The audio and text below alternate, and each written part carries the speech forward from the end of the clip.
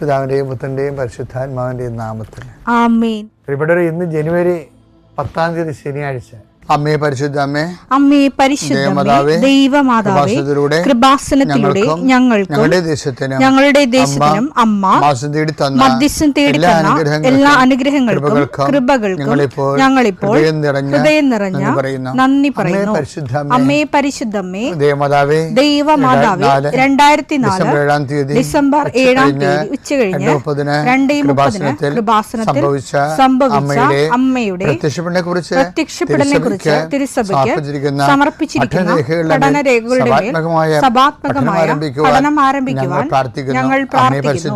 അമ്മേ പരിശുദ്ധമേ, ഭൂസ്വർലോകങ്ങളുടെ രാജ്ഞിയായ അങ്ങേയ്ക്ക് ഭൗമസംരക്ഷണത്തിനായി പ്രപഞ്ചപ്രകൃതിയെ തന്നെ തിരുസഭ പ്രതിഷ്ഠിക്കുവാൻ ഈ പ്രത്യക്ഷീകരണം വഴി ഇടയാക്കണമേ. പരിശുദ്ധമേ, ജപമാല മാതാവേ, സകല കൃപാസനം പ്രാർത്ഥനയോടും ചേർത്ത് ഞങ്ങളിപ്പോൾ പ്രാർത്ഥിക്കുന്ന ഈ കുടുംബത്തിന്റെ പ്രത്യേക നിയോഗം പറ മക്കളെ.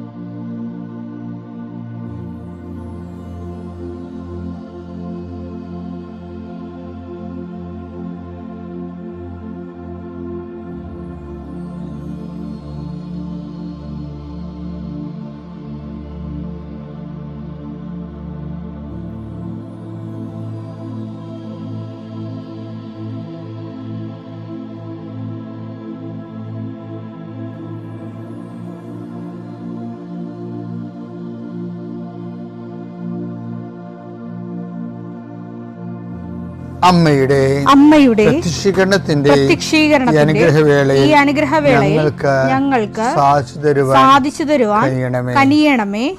ആമേൻ. വിശ്വാസ പ്രമാണം. സർവശക്തനായ പിതാവും ആകാശത്തിന്റെയും ഭൂമിയുടെയും സൃഷ്ടാവുമായ ദൈവത്തിൽ ഞാൻ വിശ്വസിക്കുന്നു. അവിടുത്തെ ഏകപുത്രനും ഞങ്ങളുടെ കർത്താവുമായ ഈശോമിശിഹായിലും ഞാൻ വിശ്വസിക്കുന്നു. ഈ പുത്രൻ പരിശുദ്ധാത്മാവിനാൽ ഗർഭസ്ഥനായി കന്യകാമറിയത്തിൽ നിന്ന് പിറന്ന് പൊന്തിയോസ് പീലാത്തോസിന്റെ കാലത്ത് പീഡകൾ സഹിച്ച് കുരിശിൽ തറയ്ക്കപ്പെട്ട് മരിച്ച് അടക്കപ്പെട്ട് പാതാളങ്ങളിൽ ഇറങ്ങി മരിച്ചവരുടെ ഇടയിൽ നിന്ന് 3-ാം നാൾ ഉയർത്ത് സ്വർഗത്തിലേക്ക് എഴുന്നള്ളി സർവശക്തിയുള്ള പിതാവായ ദൈവത്തിന്റെ വലതുഭാഗത്തിരിക്കുന്നു. അവിടെ നിന്ന് ജീവിക്കുന്നവരെയും മരിച്ചവരെയും വിധിക്കുവാൻ വരുമെന്നും ഞാൻ വിശ്വസിക്കുന്നു. പരിശുദ്ധാത്മാവിലും ഞാൻ വിശ്വസിക്കുന്നു. വിശുദ്ധ കത്തോലിക്കാ സഭയിലും പുണ്യവാന്മാരുടെ ഐക്യത്തിലും പാപങ്ങളുടെ മോചനത്തിലും ശരീരത്തിന്റെ ഉയർപ്പിലും നിത്യമായ ജീവിതത്തിലും ഞാൻ വിശ്വസിക്കുന്നു. ആമേൻ. സുഖസ്ഥനായ ഞങ്ങളുടെ പിതാവേ, അങ്ങയുടെ നാമം പൂജിതമാകണമേ. അങ്ങയുടെ രാജ്യം വരണമേ. അങ്ങയുടെ തിരുമനസ് സ്വർഗത്തിലെ പോലെ ഭൂമിയിലും ആകണമേ. അന്നു വേണ്ടുന്ന ആഹാരം ഇന്ന് ഞങ്ങൾക്ക് തരണമേ. ഞങ്ങളോട് തെറ്റ് ചെയ്യുന്നവരോട് ഞങ്ങൾ ക്ഷമിക്കുന്നത് പോലെ ഞങ്ങളുടെ തെറ്റുകൾ ഞങ്ങളോടും ക്ഷമിക്കണമേ. ഞങ്ങളെ പ്രലോഭനത്തിൽ ഉൾപ്പെടുത്തരുതേ, തിന്മയിൽ ഞങ്ങൾ രക്ഷിക്കണമേ. ആമേൻ. നന്മ നിറഞ്ഞ മറിയമേ, സ്വസ്തി. കർത്താവ് അങ്ങയുടെ കൂടെ സ്ത്രീകളിൽ അങ്ങ് അനുഗ്രഹിക്കപ്പെട്ടവളാകുന്നു. അങ്ങയുടെ ഉദരത്തിൻ ഫലമായി ഈശോ അനുഗ്രഹിക്കപ്പെട്ടവനാകുന്നു. പരിശുദ്ധ മറിയമേ, തമ്പുരാന്റെ അമ്മേ, പാപികളായ ഞങ്ങൾക്ക് വേണ്ടി ഇപ്പോഴും ഞങ്ങളുടെ മരണസമയത്തും തമ്പുരാനോട് അപേക്ഷിക്കണമേ. ആമേൻ. കർത്താവേ, നിന്റെ ഉന്നതമായ നാമത്തിന് സ്വസ്ഥം ചെയ്യുന്നു. കർത്താവേ, നിന്റെ വിശുദ്ധ പൗരോഹിത്യത്തെ മഹത്വപ്പെടുത്തണമേ. കർത്താവേ, സഭയിലുള്ള സാന്നിധ്യം പ്രകടമാക്കണമേ. 40 വർഷം ഞാൻ അർപ്പിച്ച കൃപാന്റെ യുഗതിയാൽ കൃപാസനത്താരെ ജീവനോടെ പ്രത്യക്ഷപ്പെട്ട മാതാവിന്റെ മധ്യസ്ഥത്താൽ ഞാൻ മക്കളെ ഈശോ നാമത്തെ ആശീർവദിക്കുന്നു. ദൈവത്തിലെ എവിടുന്നെങ്കിലും നിനക്ക് ചെറിയൊരു തടസ്സം വന്നാൽ നീ പതറരുത്. കാര്യം എന്താണ്? ഞാൻ നിന്നെ ആശീർവദിച്ച് ദൈവനാമത്തെ വിടുകയും പിന്നല്ലെങ്കിൽ നാളെ കർത്താവ് നിനക്ക് ശരിയാക്കി തരും. നീ ഒരിക്കലും നിരാശരായി പിന്തിരിയുകയും ചെയ്യരുത്. ഇത് നിനക്ക് എപ്പോഴും കർത്താവിൻ്റെ തുണയായി വരണം. എൻ്റെ കർത്താവ് രോഗികളെ സംബന്ധിച്ച് പ്രാർത്ഥിക്കുന്നു. എൻ്റെ കർത്താവ് മുടി കൊഴിഞ്ഞു പോകുന്നവരുണ്ട്, വട്ടത്തി മുടി കൊഴിഞ്ഞു പോകുന്നവരെ കാണിക്കുന്നുണ്ട്. അവരെല്ലാം കർത്താവ് സ്പർശിക്കണം. അവരിത് മാത്രം മാനസിക സംഘർഷം അനുഭവിക്കുന്നു. ക്യാൻസർ 4th സ്റ്റേജ് അനുഭവിക്കുന്നവരുണ്ട്, കരളുവേദനക്കാരുണ്ട്, ഉദരവേദനക്കാരുണ്ട്, കണ്ണിന് കാഴ്ച മങ്ങുന്നവരുണ്ട്, മൂക്കിൽ ദശ വളരുന്നവരുണ്ട്, PCOD രോഗികളും ഫിസ്റ്റുല രോഗികളും RSS രോഗികളും നടുവിന് വേദന ഉള്ളവരും ഈശോയെ ഇടുപ്പലിന് വേദനയുള്ളവരുണ്ട്. അവരെ എല്ലാം നിന്റെ തിരുമുറുവാർന്ന വലതുകരത്താൽ സ്പർശിക്കണമെന്ന് പ്രാർത്ഥിക്കുന്നു. ഇന്നത്തെ യാത്രയ്ക്ക് വേണ്ടി വിധവിധമായ ഒരുക്കിയിരിക്കുന്ന ലക്ഷ്യങ്ങൾ, കണ്ടുമുട്ടുന്ന വ്യക്തികൾ, സംസാരിക്കുന്ന സംഭാഷണങ്ങൾ, എഴുതുന്ന രേഖകൾ, ഒപ്പിടുന്ന ഡോക്യുമെൻറ്റുകൾ,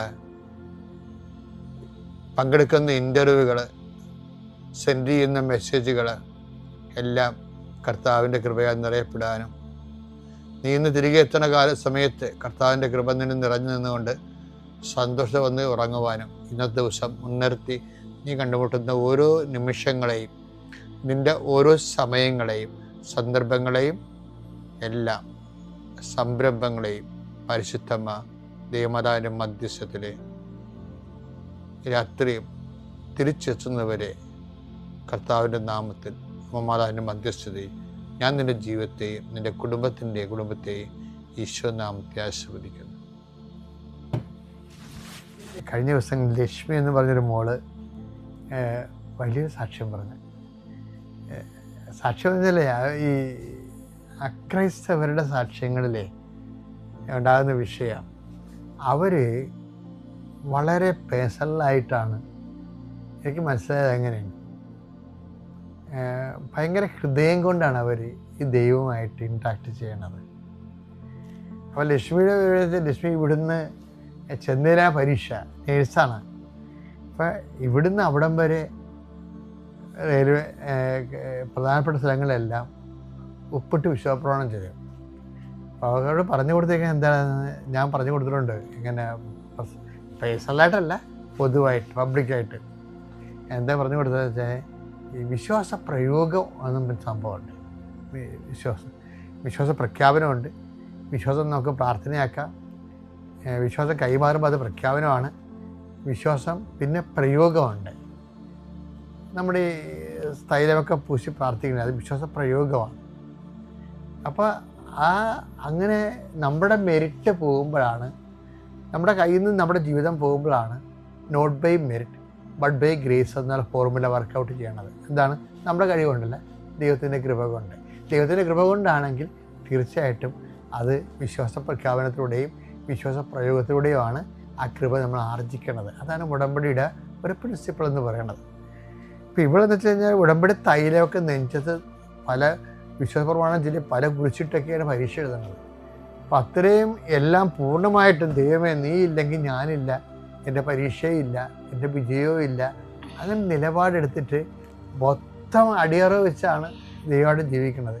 അപ്പം പരീക്ഷ എഴുതിക്കുന്ന സമയത്ത് കമ്പ്യൂട്ടറെ അവൾ മനസ്സിൽ പറഞ്ഞു, അമ്മേ എനിക്കിനി എന്തുമാത്രം സമയമുണ്ടെന്ന് എനിക്ക് അറിയത്തില്ലല്ലോ എന്ന് പറഞ്ഞു. എൻ്റെ അമ്മേ എനിക്കിനി എന്തുമാത്രം സമയമുണ്ടെന്ന് എനിക്ക് അറിയത്തില്ലല്ലോ, ഇനി എനിക്ക് ക്വസ്റ്റ്യൻ എന്തുമാത്രം കാണുന്നില്ലെന്ന് പറഞ്ഞു. അപ്പോൾ അത് വലിയ കൺഫ്യൂഷനാണേ. സമയം പരീക്ഷ എഴുതി കൊടുക്കുന്ന സമയത്ത് എന്തുമാത്രം സമയമുണ്ടെന്ന് അറിഞ്ഞില്ലെങ്കിൽ ചിലപ്പോൾ 10-50 ക്വസ്റ്റ്യൻ ബാലൻസ് ആകുമ്പോൾ നമ്മൾ സമയം തീർന്നു പോകും.